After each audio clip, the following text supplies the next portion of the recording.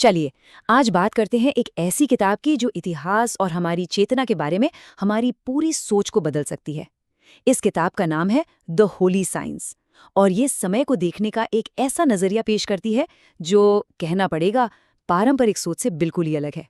तो आइए इसमें उतरते हैं। तो चलिए सबसे पहले एक सवाल से शुरू करते हैं। क्या मानवता इस समय एक आध्यात्मिक अंधकार के दौर से गुजर रही है? अगर कई पुरानी परंपराओं की माने तो ऐसा ही लगता है कि हम एक ऐसे दौर में हैं जहां अज्ञान और सिर्फ भौतिक चीजों का ही बोलबाला है। और अगर हम पारंपरिक हिंदू पंचांगों को देखें तो ये तस्वीर तो और भी ज्यादा मायूस करने वाली लगती है। उनके हिसाब से अभी जो अंधकार युग चल रहा है, मतलब कलियुग, उसे खत्म होने में 4,27,006 साल बाकी हैं। काफी लंबा समय है। लेकिन क्या हो अगर ये पूरी की पूरी गणना ही गलत हो? और यही एंट्री होती है स्वामी श्री युक्तेश्वर की।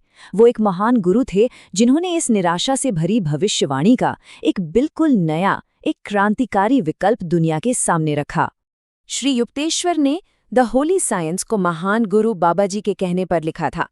उनका मकसद था दुनिया के सामने उस एक सच्चाई को लाना जो हर धर्म का आधार है और उन दीवारों को गिराना जो लोगों को आपस में बांटती हैं।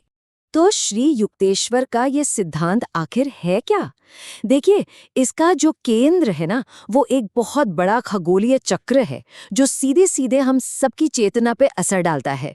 इस थ्योरी के हिसाब से हमारा सूरज अकेला नहीं है, वो एक जुड़वा तारे के साथ मिलकर 24,000 साल की एक बहुत लंबी परिक्रमा करता है। और इस सफर के दौरान हमारा पूरा सौर मंडल एक महान कॉस्मिक सेंटर के कभी पास आता है तो कभी उससे दूर जाता है। और यही दूरी तय करती है कि पूरी मानवता की सामूहिक बुद्धि, जिसे किताब में धर्म कहा गया है, वो कब ऊपर उठेगी और कब नीचे गिरेगी। अब देखिए, ये जो 24,000 साल का चक्कर है ना, ये भी दो हिस्सों में बटा हुआ है। एक है 12,000 साल का अवरोही चाप, जब सूरज उस महान केंद्र से दूर जाता है और इंसानी चेतना धीरे धीरे घटती है।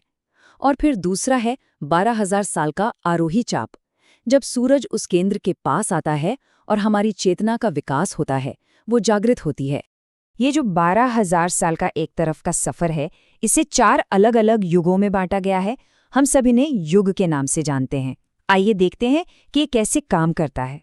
जरा इस टेबल पर नजर डालते हैं। सबसे छोटा 1200 साल का है कलयुग। इसमें इंसान की समझ सिर्फ भौतिक यानी फिजिकल दुनिया तक सिमट जाती है। फिर आता है 2400 साल का द्वापर युग।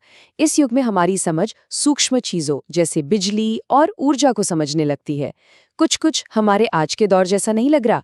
इसके बाद है 3600 साल का त्रेता युग, जिसमें दिव्य चुंबकत्व यानी डिवाइन मैग्नेटिज्म की समझ पैदा होती है। और आखिर में सबसे बड़ा 4800 साल का सत्ययुग, जब इंसान की चेतना अपने शिखर पर होती है और वो आत्मा से परे सीधे उस परम शक्ति को समझ सकती है। पर एक मिनट, अगर ये 12,000 साल वाला साइकिल सही है, तो फिर वो 4,32,000 साल वाले कलयुग की बात कहाँ से आई? क्या हमारी गिनती में कहीं कोई बहुत बड़ी कोई ब्रह्मांडीय भूल हुई है? श्री युक्तेश्वर के हिसाब से ये गड़बड़ हुई महाराजा युधिष्ठिर के बाद के दौर में। उस समय के विद्वानों ने युगों की गिनती में एक गलती कर दी।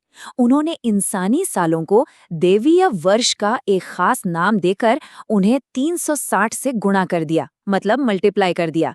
और बस एक छोटे से गुणा ने 1200 साल के कलयुग को 4,32,000 साल का बना दिया।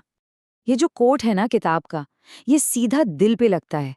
ये हमें बताता है कि उस अंधकार में भविष्य से डरने की कोई जरूरत नहीं है, क्योंकि वो एक भूल पर आधारित है। तो फिर असली सच्चाई क्या है? तो अब आता है सबसे बड़ा खुलासा। श्री युक्तेश्वर की गणना के हिसाब से हम असल में इस ब्रह्मांड की घड़ी में आज कहाँ खड़े हैं। तो जरा इस नई टाइमलाइन पर नजर डालते हैं। लगभग 500 ईस्वी के आसपास हम उस चक्र के सबसे निचले पॉइंट पर थे। ये कलयुग का अंत था और एक नए ऊपर चढ़ते हुए यानी आरोही चक्र की शुरुआत थी। फिर करीब 1700 ईस्वी में मानवता ने 1200 साल का आरोही कलयुग पूरा किया और द्वापर युग में कदम रखा, मतलब ऊर्जा और टेक्नोलॉजी का युग।